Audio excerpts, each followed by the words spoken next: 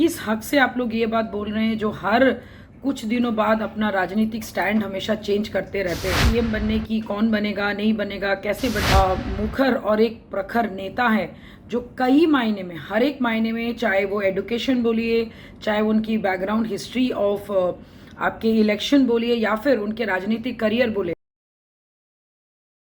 गिरिराज सिंह के बयान के बाद बिहार की राजनीति में एक चर्चा शुरू हो गई है।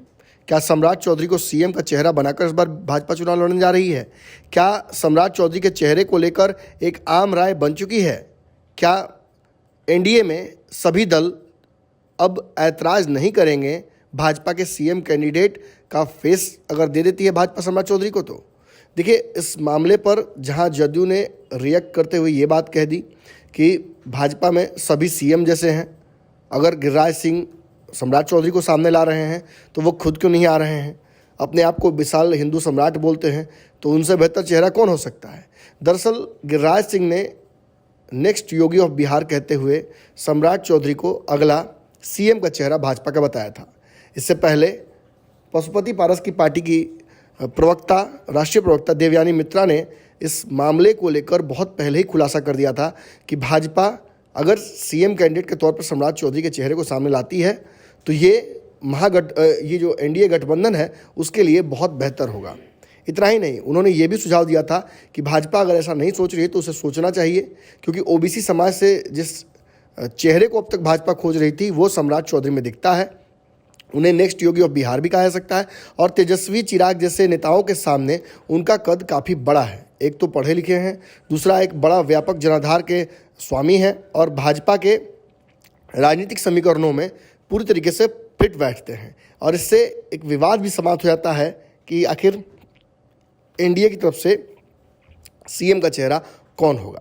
देखिए किस तरीके से जो राष्ट्रीय प्रवक्ता हैं पशुपति पारस की पार्टी की, उन्होंने साफ तौर पर चिराग और तेजस्वी यादव को रूल आउट करते हुए ये कह दिया है कि पूर्व में भी सम्राट चौधरी को लेकर हमने आम राय दी थी, और अब भी यही कह रहे हैं कि सम्राट चौधरी को ही सीएम का चेहरा बनाना चाहिए। जेडीयू के नीरज सिंह जी का भी एक बयान मैंने सुना कि गिरिराज सिंह ने जब बहुत ही मुखर और प्रखर होके सीएम कैंडिडेट के लिए नेक्स्ट योगी ऑफ बिहार सम्राट चौधरी जी को बताया, जो कि मैंने पहले ही कहा था कि नेक्स्ट योगी ऑफ बिहार का अगर कोई किरदार में आ सकते और अगर कोई निभा सकते, क्योंकि वो बहुत ही आउटस्पोकन है और चीज़ों को सामने रख के बात करते हैं। सम्राट चौधरी जी के बारे में अगर मैं बात करूं तो मुझे ये समझ नहीं आता है जेडीयू के तरफ से किस हक से आप लोग ये बात बोल रहे हैं जो हर कुछ दिनों बाद अपना राजनीतिक स्टैंड हमेशा चेंज करते रहते हैं।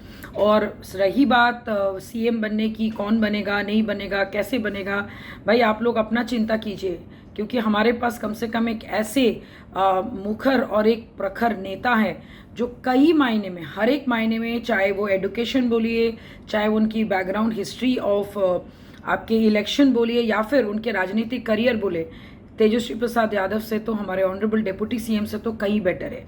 तो अगर भविष्य में अगर तेजस्वी वर्सेस सम्राट चौधरी होगा तो आई एम श्योर चीज़ें बहुत सामने हैं और बहुत क्लियर है। और चीज़ें बदलने के लिए कभी अभी थोड़ा लाउड होके action speaks louder than words वाली भाषा का प्रयोग हम इसलिए कर रहे हैं क्योंकि वैसा ही कुछ होने वाला है और हम लोग देख भी पा रहे हैं।